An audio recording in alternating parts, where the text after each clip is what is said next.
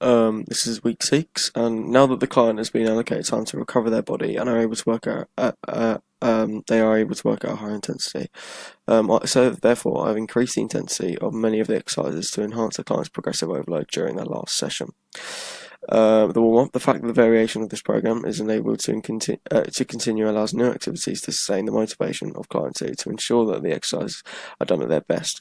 Additionally, this light-paced exercise will ensure a steady increase in heart rate to prepare the body for both aerobic and anaerobic exercise.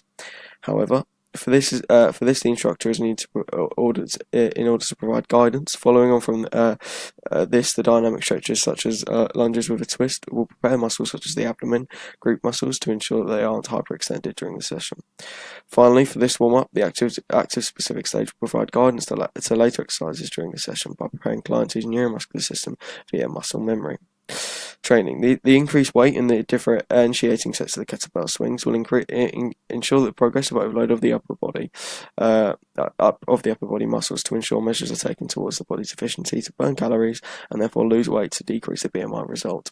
However, due to the added intensity of this exercise, I've allocated a 1-minute rest time between sets along with 2 minutes after the activity.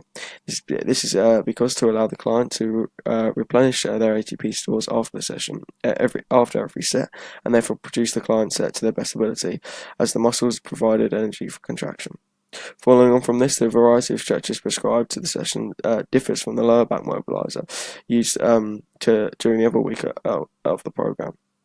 Therefore, following principle of variation to ensure that the client is not bored over the program and therefore maintain a high motivation for their training. Also, these different lower back exercises will also contribute towards improving fitness of their flexibility in such a key area of their body where they often experience pain due to stress applied. Additionally, this will also account for improving client 2's mental health by relieving the amount of pain on the lumbar vertebrae. By improving its strength and may relieving some stress levels occurring with the client. Their CQ loader training will then act as an improvement in their weight loss. Also, the varying sets of this drill will contribute towards reducing the chances of demotivation for eventful exercise. Finally, the last drill of Client 2's program will be press-ups on knees due to the many muscles need to be worked because of the high dynamicality of the exercise and also the fat-burning properties it consists of. Although the exercise has been allocated at a high intensity of 3 sets and 15 reps each, this is the client 2's final drill, so working the client almost to their maximum will take further contribution towards progressively overloading and therefore achieving their goals. The cool-down, the rugby passing drills, adds a different sport to the program in order to inspire to taking part in exercises outside the program. Additionally, motivating the client into taking part in a hobby may help relieve strain on their mental health, as they may enjoy the sport and therefore will lift their attitude towards exercise. Lastly, the static stretches of side lunges, thigh locks, arm crossovers, and hamstring stretch will then maintain the improvement made to the muscles made across the program in order to benefit the client's flexibility and prevent injury due to the lack of muscle tear. As a result of this, they are able to return to exercise a lot sooner in order to train. Also, across all of these training weeks, the client has been working on a Monday as their session.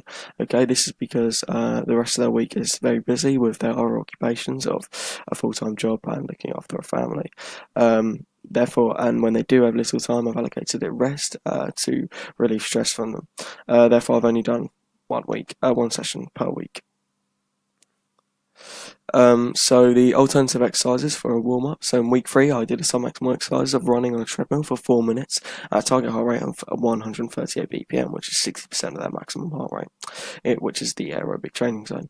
The alternation to this would be 150 meters worth of swimming for a target heart rate of no lower than 138 BPM, 60% of the max heart rate, which is the same before, but I've just used different exercises to use different muscle groups at different intensities.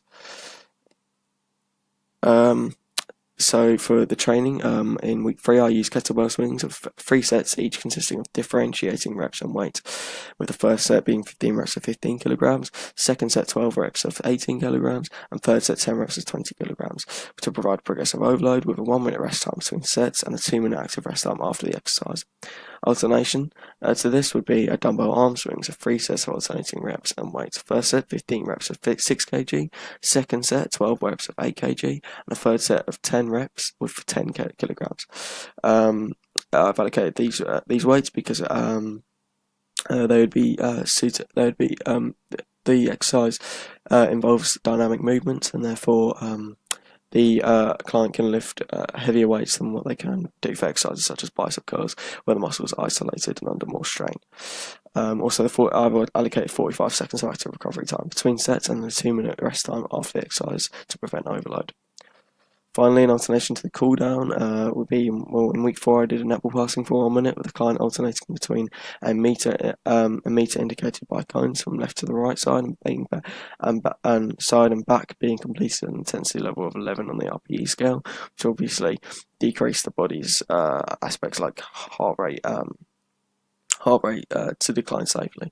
An alternation to this would be basketball passing drill into attempting to convert a layup, repeated as many times over the course of 1 minute and intensity no higher than 11 on the RPE scale. And that is Client 2's training program.